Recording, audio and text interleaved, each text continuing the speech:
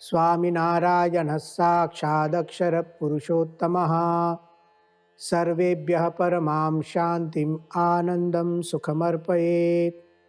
वसुदेवसुतं देवं कंसचाणूरमर्दनं देवकी परमानन्दं कृष्णं वन्दे जगद्गुरुम्। ॐ अक्षरमहं पुरुषोत्तमदासोऽस्मि। ओम।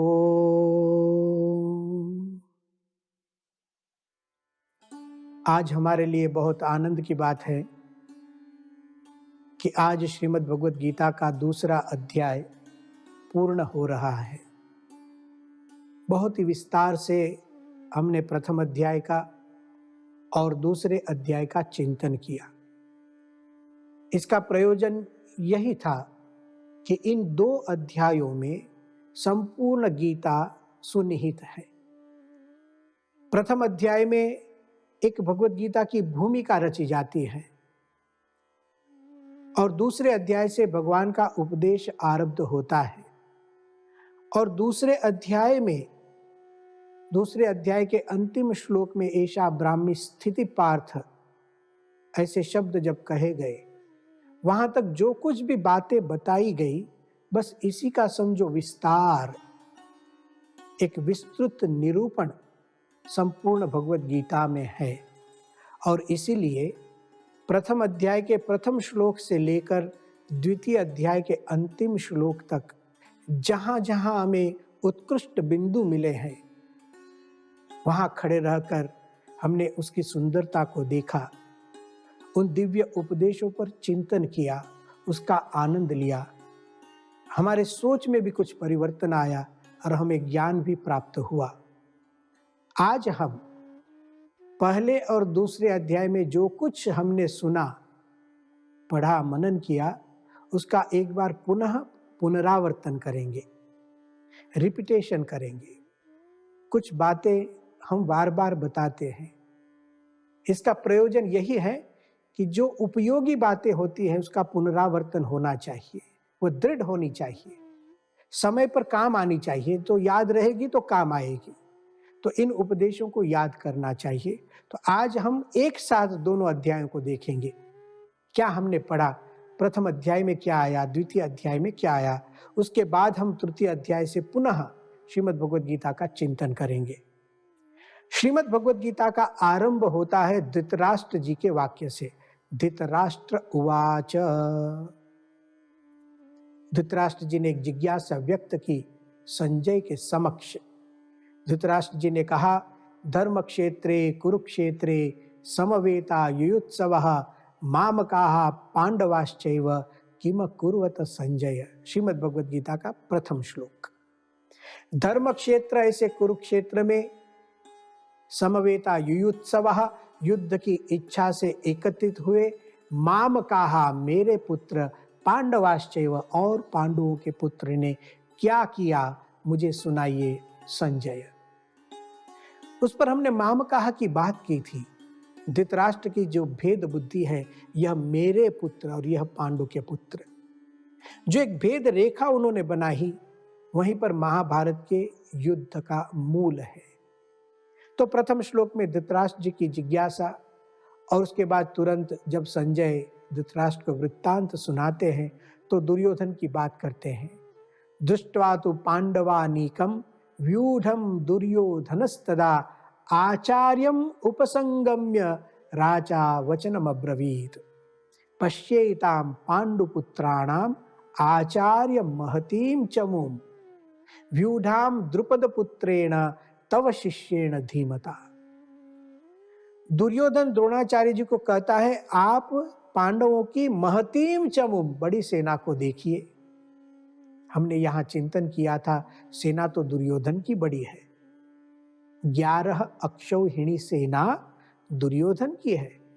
पांडवों की तो 7 अक्षौहिणी सेना है। तो संख्या की दृष्टि से जो छोटी है, ऐसी भी पांडवों की सेना दुर्योधन को बड़ी क्यों लगी, उस पर हमने चिंतन किया था। फिर स्वयं दुर्योधन पांडव पक्ष का वर्णन करता है। दोनों ओर का वर्णन, प्रथम पांडव पक्ष के जो सैनिक है उनका वर्णन करता है, फिर अपने पक्ष की भी बात करता है। लेकिन जब पांडव पक्ष का वर्णन करता है उसमें एक एक योद्धाओं की विशेषताओं को सुनाता है द्रोणाचार्य जी को। और उसमें भी जो प्रथम दर्शन होता है पांडव सैन्य में भी, प्रथम दर्शन भीमार्जुन समायुधि। प्रथम दुर्योधन पांडवों के सैन्य में भीम को देखता है। वहां तो अर्जुन भी है, युधिष्ठिर भी है, फिर भी भीम का प्रथम दर्शन। यहां पर भी एक मानसिकता का हमने विचार किया था, क्यों दुर्योधन को भीम पहले दिखता है।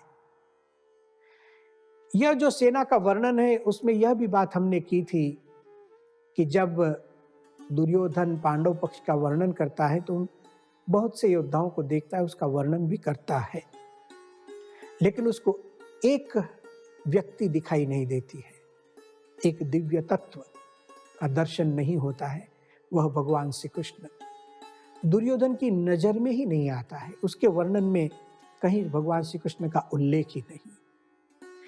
इस तरह से दुर्योधन ने दोनों सेनाओं का वर्णन किया। उसके बाद शंखनाद की बात आती है। तस्य संजनयन हर्षम कुरु वृद्ध पितामह। भीष्म पितामह दुर्योधन को हर्ष उत्पन्न करने के लिए शंखनाद करते हैं। कौरव पक्ष का शंखनाद पूर्ण होता है, पांडव पक्ष का शंखनाद शुरू होता है। पांडव पक्ष के शंखनाद का जब वर्णन आता है तब प्रथम अध्याय के 14वें श्लोक में सर्वप्रथम भगवान श्री कृष्ण का उल्लेख, माधवः पांडवश्चैव। भगवान श्री कृष्ण के लिए माधव शब्द का प्रयोग, अर्जुन के लिए पांडव शब्द का प्रयोग, दोनों दिव्य तत्व एक रथ में सवार हैं और फिर इन्होंने भी शंखनाद किया। पांडवों के शंखनाद का वर्णन सर्वप्रथम शंखनाद करते हैं भगवान श्री कृष्ण। पांचजन्यम ऋषिकेशः देवदत्तम धनंजय। पांचजन्य नाम का शंख भगवान श्री कृष्ण फूंकते हैं, देवदत्त नाम का शंख अर्जुन फूंकते हैं, पौंड्र नाम का शंख भीम फूंकते हैं। इस तरह पांडव पक्ष के शंखनाद का वर्णन। लेकिन जो प्रतिक्रिया हुई, असर हुई, उसका परिणाम क्या हुआ? सघोषः धार्तराष्ट्राणाम हृदयानि व्यदारयत्।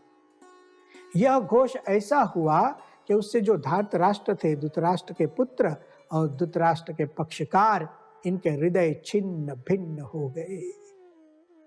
शंखनाद में ही विजय निश्चित हो गया। शंखनाद के वर्णन के बाद अर्जुन के उत्साह का वर्णन आता है। अर्जुन भगवान श्री कृष्ण को कहता है, सेनयोर उभयोर मध्ये रथम स्थापयमेच्युत। दो सेना के बीच में मेरे रथ को रखिए। अपना धनुष उठाता है, धनुरुद्यम्य पांडवः, अपने धनुष को, गांडीव को उठाता है और रथ को घुमाने के लिए कहता है। अद्भुत दृश्य। भक्त भगवान को आदेश करता है, भक्त भगवान को आज्ञा देता है। देखो कैसा दिव्य संबंध है। भगवान जब इस लोक में आते हैं, मनुष्य रूप धारण करते हैं, कितने सहज हो जाते हैं। पार्थ सारथी बनकर भगवान श्री कृष्ण अर्जुन के रथ में सवार। अर्जुन ने जब दो सेना के बीच में रथ को घुमाने को कहा, भगवान ने उसी ढंग से रथ को घुमाया। और फिर भगवान श्री कृष्ण अर्जुन को कहते हैं, पार्थ पश्य एतान समवेतान कुरु निधि। अब जरा तू कौरवों को देख ले। अब भगवान ने आज्ञा दी थी, अर्जुन देखना शुरू करता है और यहीं से इतिहास बदल जाता है। तत्रापश्यत पार्थः पितॄनथ पितामहान्। अर्जुन ने देखना शुरू किया और जैसे ही अर्जुन देखता है, देखने के साथ उसकी भावनाएं मिश्रित हो जाती हैं, इमोशनल हो जाता है, संवेदनशील हो जाता है और तुरंत ही मोह अपना काम कर लेता है। अर्जुन मोहग्रस्त हो जाता है, स्वजनाशक्ति के रूप में मोह आ जाता है और जिस कर्तव्य के लिए निकला है उससे च्युत होने लगता है। अर्जुन को अनुभूति होती है, विपरीत अनुभूतियां होने लगती है, नर्वस हो जाता है और भगवान श्री कृष्ण को कहता है, सीदंती मम गात्राणि मुखम च परिशुष्यति वेपतुश्च शरीरे में रोमहर्षश्च जायते। मेरे अंग शिथिल हो रहे हैं, मेरा मुख सूख रहा है, मैं कांप रहा हूं, रोमहर्ष मेरे रोंगटे खड़े हो जाते हैं, एक दुख का अनुभव करने लगता है। गांडीवम संसते हस्तात् त्वक् चैव परिदह्यते। ये गांडव मेरे हाथ में से गिर रहा है, मेरी त्वचा जल रही है। अर्जुन इमोशनल हो जाता है और विषादी एकदम दुख से आक्रांत हो जाता है। शोक संविघ्न मानसः। प्रथम अध्याय के अंतिम श्लोक में लिखा, भगवान श्री कृष्ण को अर्जुन तरह तरह की बातें सुनाता है। अब मुझे युद्ध नहीं करना है, इस युद्ध से तो हमें पाप लगेगा, इस युद्ध से तो वर्णशंकर प्रजा होगी, स्त्रियां दूषित हो जाएगी, कुल धर्म नष्ट हो जाएंगे, वर्णशंकर प्रजा हो जाएगी। क्या क्या सुनाता है भगवान को। संजय ने कहा, एवं उक्त्वा अर्जुनः संख्ये रथोपस्थे उपाविशत् विसृज्य सशरम चापम शोक संविघ्न मानसः। ऐसा कहकर बाण सहित धनुष को छोड़कर रथ के पीछे जाकर अर्जुन बैठ जाता है। शोक संविघ्न मानसः। दुख से उद्विग्न मन वाला होकर अर्जुन रथ के पीछे बैठ जाता है। प्रथम अध्याय का यह 47वां श्लोक अंतिम श्लोक है। यहां तक एक अर्जुन की परिस्थिति का वर्णन, शोक संविघ्न मानसः, विषाद ग्रस्त अर्जुन, और इसलिए प्रथम अध्याय का नाम अर्जुन विषाद योग। प्रथम अध्याय पूर्ण होता है और द्वितीय अध्याय का आरंभ होता है। अद्भुत आरंभ, एक रोमांचक दृश्य हमें देखने मिलता है। भगवान श्री कृष्ण अर्जुन के सामने देखते हैं, तम तथा कृपया विष्टम अश्रु पूर्णा कुलेक्षणम विषिदंतम इदम वाक्यम उवाच मधुसूदनः। भगवान श्री कृष्ण अर्जुन को जब देखते हैं, उसकी आंखों में आंसू है, मन में खेद है और उसकी आत्मा पर मोह आकृष्ट हो गया है, मोह का आवरण हो गया है। ऐसे अर्जुन को भगवान श्री कृष्ण उपदेश देते हैं। दूसरे ही श्लोक में भगवान ने कहा, कुतस्त्वा कश्मलमिदं विषमे समुपस्थितम अनार्यजुष्टम अस्वर्ग्यम अकीर्तिकरम। अर्जुन, अर्जुन ये विपरीत समय में कैसे हो गया, तुझे कैसे हो गया। कुतस्त्वा कश्मलमिदं, अरे ये तो कश्मल है, ये तो हीनता है, ये तो दोषपूर्ण है। फिर भी भगवान ने हिम्मत दी।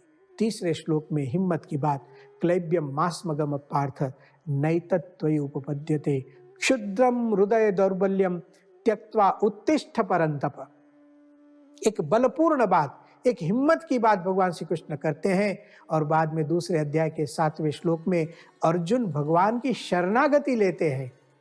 बस इतिहास फिर से बदल जाता है यहां से। कार्पण्य दोषोपहत स्वभाव पृच्छामि त्वां धर्म सम्मूढ़ चेताः यत् स्यात् निश्चितं ब्रूहि तन्मे शिष्यस्तेहं शाधिमां त्वां प्रपन्नम। अहम ते शिष्यः, मैं आपका शिष्य हूं, आप मुझे उपदेश दीजिए। भगवान श्री कृष्ण ने करुणामयी दृष्टि से अर्जुन के सामने देखा, हंसने लगे। तम उवाच ऋषिकेशः प्रहसन्निव भारत सेनयोरुभयोर्मध्ये विषिदन्तमिदं वचः। अद्भुत दृश्य है। एक ही रथ में एक रो रहा है और एक प्रहसन्निव, अच्युत, उनको बाह्य परिस्थिति चाहे कुछ भी हो, भगवान श्री कृष्ण की परिस्थिति में कोई फर्क नहीं। अर्जुन रो रहा था, भगवान स्मित कर रहे थे, चिंता मत करो। यह संदेश था अर्जुन को, मैं यहां खड़ा हूं, अच्युत परमात्मा आपके साथ है। भगवान श्री कृष्ण ने फिर अर्जुन को अद्भुत ज्ञान दिया। पहले सांख्य की बात की, अर्जुन को एक कटाक्ष भी किया है भगवान श्री कृष्ण ने हंसते हंसते, अशोच्यान अन्वशोचस्त्वम प्रज्ञावादांश्च भाषसे गतासुन अगतासुंश्च नानु शोचन्ति पंडिताः। एक और तू पंडितों जैसी बात करता है, मुझे ज्ञान सुनाया प्रथम अध्याय में, और दूसरी ओर रो भी रहा है, शोक भी कर रहा है। अब मैं कैसे समझूं? अर्जुन, गतासुन अगतासुंश्च नानु शोचन्ति पंडिताः। सच्चे पंडित, सच्चे ज्ञानी जन कभी शोक नहीं करते, रोते नहीं, वो तो समझदार होते हैं। आप तो रो रहे हैं। फिर भगवान श्री कृष्ण ने आत्मा की बात समझाई। न जायते म्रियते वा नायम भूत्वा भविता वा न भूयः अजो नित्यः शाश्वतोयम पुराणो न हन्यते हन्यमाने शरीरे। आत्मज्ञान दिया। नैनम छिन्दन्ति शस्त्राणि नैनम दहति पावकः न चैनम क्लेदयन्त्यापो न शोषयति मारुतः। जगत की नाशशीलता समझाई। जातस्य ही ध्रुव मृत्युर्ध्रुवम जन्म मृतस्य च तस्माद अपरिहार्येर्थे न त्वं शोचितुमर्हसि। उसके बाद भगवान श्री कृष्ण ने कहा, देखो अर्जुन, अभी तक तो मैंने आपको जो सुनाया उसको सांख्य कहते हैं। एषा ते विहिता सांख्ये बुद्धिर योगे त्विमां शृणु। अब जो मैं तुझे बात करता हूं, अब योग की बात करता हूं। यह दूसरे अध्याय का 39वां श्लोक है। बुद्ध्या युक्तो यया पार्थ कर्म बंधम प्रहास्यसि।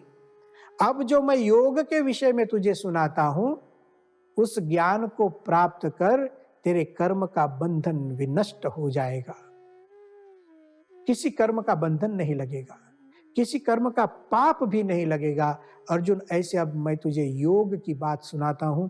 यहीं से भगवत गीता में योग का आरंभ होता है और गीता के अंत तक यह विषय चलता है। यत्र योगेश्वर कृष्ण यत्र पार्थो धनुर्धरः तत्र श्री विजयोर्भूतिर ध्रुवा नीतिर्मतिर्मम। इसी योग को भगवान श्री कृष्ण ने दूसरे अध्याय के 40वें श्लोक में धर्म कहा। नेहाभिक्रम नाशोस्ति प्रत्यवायो न विद्यते स्वल्पमप्यस्य धर्मस्य त्रायते महतो भयात्। यह जो योग है, परमात्मा की स्वरूप की निष्ठा ही योग है, वही समाधि। तो यह जो परमात्मा की स्वरूप निष्ठा है, उसी को भगवान श्री कृष्ण ने धर्म कहा। और ऐसे स्वरूप निष्ठा रूपी जो धर्म, उसका बल हमें थोड़ा सा भी बल प्राप्त हो जाए, स्वल्पमप्यस्य धर्मस्य त्रायते महतो भयात्, तो महान भय से हमारी रक्षा होती है। जन्म मरण का जो भय, संसार में भ्रमण करने का जो भय है, उस भय का निवारण होता है। इस तरह से भगवान श्री कृष्ण ने योग को ही, स्वरूप निष्ठा को ही धर्म कहा। उसके बाद भगवान श्री कृष्ण अद्भुत बात करते हैं, कर्म कैसे करने चाहिए। कर्मण्येवाधिकारस्ते मा फलेषु कदाचन मा कर्म फल हेतुर्भु मा ते संगोस्त्व कर्मणि। अर्जुन, तेरा कर्म में ही अधिकार है, फल में नहीं। हाँ, फल का विचार करो पर अधिकार नहीं, स्पष्ट रूप से कहते हैं। मां कर्म फल हेतुर्भु, आप कर्म फल के कारण मत बनिए। और इतना सोचने पर भी कर्म तो करना ही है, कर्म को कभी छोड़ना नहीं है। माते संगोस्त्व कर्मणि अकर्मणि ते संगः मास्तु। कर्म को कभी त्यागो मत, उसको करना सीखो। ऐसे भगवान श्री कृष्ण अद्भुत बात सुनाते हैं। फिर यह कर्म कैसे करें, तो भगवान ने कहा, योगस्थः कुरु कर्माणि संगम त्यक्त्वा धनंजय सिद्ध सिद्ध्योः समो भूत्वा समत्वम योग उच्यते। योग में रहकर, परमात्मा के साथ संबद्ध रहकर कर्म करो। समत्वम योग उच्यते, एक समभाव को प्राप्त करो। परमात्मा हर जगह निवास करके रहता है, परमात्मा दृष्टि से समभाव को प्राप्त करो। समत्वम योग उच्यते, योग की एक विशिष्ट व्याख्या सुनाई। तुरंत दूसरी व्याख्या की भगवान श्री कृष्ण ने दूसरे अध्याय के 50वें श्लोक में।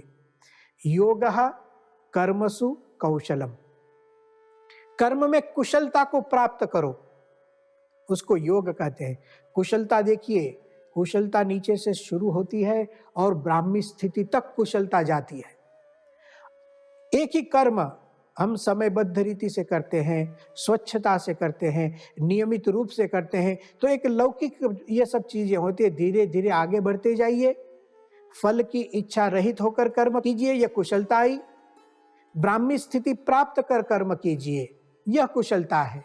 परमात्मा को प्रसन्न करने के लिए कर्म कीजिए, सुख दुख में स्थिरता को प्राप्त कर कर्म कीजिए। तो कुशलता क्या है? एषा ब्राह्मी स्थिति पार्थ नैनाम प्राप्य विमुह्यति।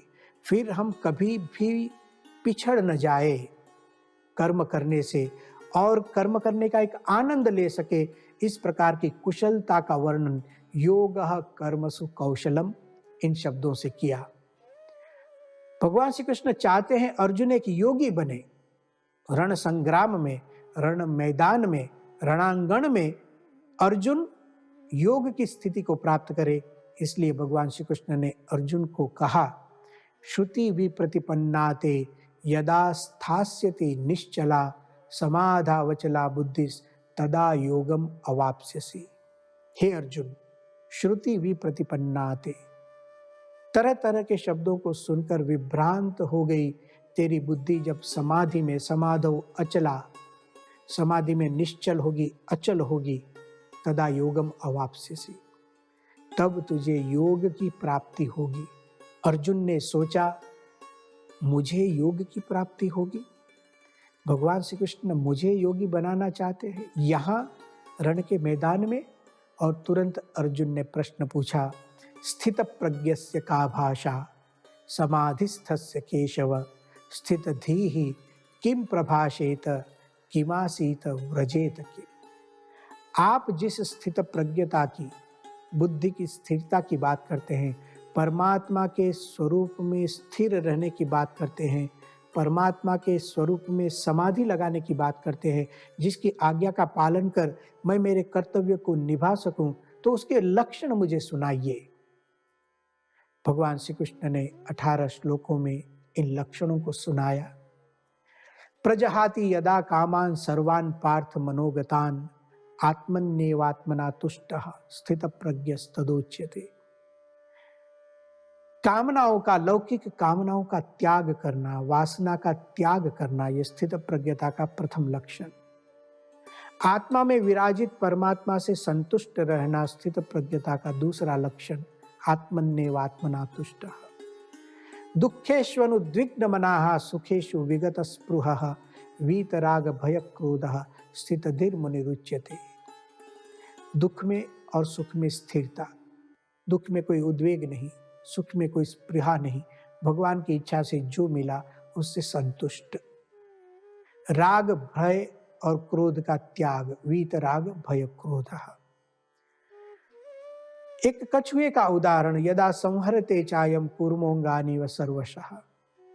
जैसे कछुआ अपने अंगों को सिमट लेता है, उसी तरह इंद्रियों का संयम, इंद्रियाणि इंद्रियार्थेभ्यः।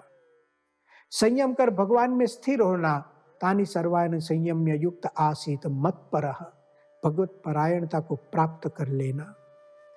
उसके बाद भगवान श्री कृष्ण ने समझाया, जिस तरह समुद्र चारों ओर से भरा जाता है, आपूर्यमाणम अचल प्रतिष्ठम, आपूर्यमान होने पर भी अचल प्रतिष्ठ रहता है, समुद्र स्थिर रहता है, अपनी प्रतिष्ठा का भंग नहीं होता है, उस तरह स्थित प्रज्ञ व्यक्ति स्थिरता को धारण करता है। अंत में यही कहा, विहाय कामान यः सर्वान् पुमांश्चरति निस्पृहः निर्ममो निरहंकारः स शांतिमाप्नोति। निस्पृही होकर, वासना रहित होकर जो अभिमान को छोड़ देता है, निरहंकारः अहंकार को छोड़ देता है, स शांतिमाप्नोति। ऐसा कहकर अंत में कहा, उपसंहार किया, स्थित प्रज्ञता के लक्षणों का उपसंहार किया। एषा ब्राह्मी स्थिति पार्थ नैनाम प्राप्य विमुह्यति स्थित्वास्याम अंतकालेपि ब्रह्म निर्वाणम रुच्यति। हे अर्जुन, हे पार्थ, इसी को ब्राह्मी स्थिति कहते हैं। इसको जो प्राप्त कर लेता है, उसके जीवन में कभी मोह नहीं, कभी दुख नहीं, कभी अशांति नहीं, परम आनंद को पाता है, परम सुख को, परम कल्याण को प्राप्त कर लेता है। इस तरह दूसरा अध्याय पूर्ण होता है। भगवत गीता एक अद्भुत उपदेश देती है। बस इसी ब्राह्मी स्थिति का उपदेश संपूर्ण भगवत गीता में ब्रह्मभूतः प्रसन्नात्मा तक चलेगा। इस तरह यहाँ दूसरा अध्याय पूर्ण होता है। इति श्रीमद् भगवद गीतासु उपनिषत्सु ब्रह्म विद्यायां योग शास्त्रे श्री कृष्णार्जुन संवादे ब्रह्म स्थिति योगो नाम द्वितीयोऽध्यायः। भगवान के चरणों में हम प्रार्थना करते हैं, गुरुदेव के चरणों में प्रार्थना करते हैं कि 2 अध्यायों तक जो कुछ भी उपदेश भगवत गीता में दिया गया, वह उपदेश हमारे जीवन में चरितार्थ हो। ओम शांति ही शांति ही शांति ही।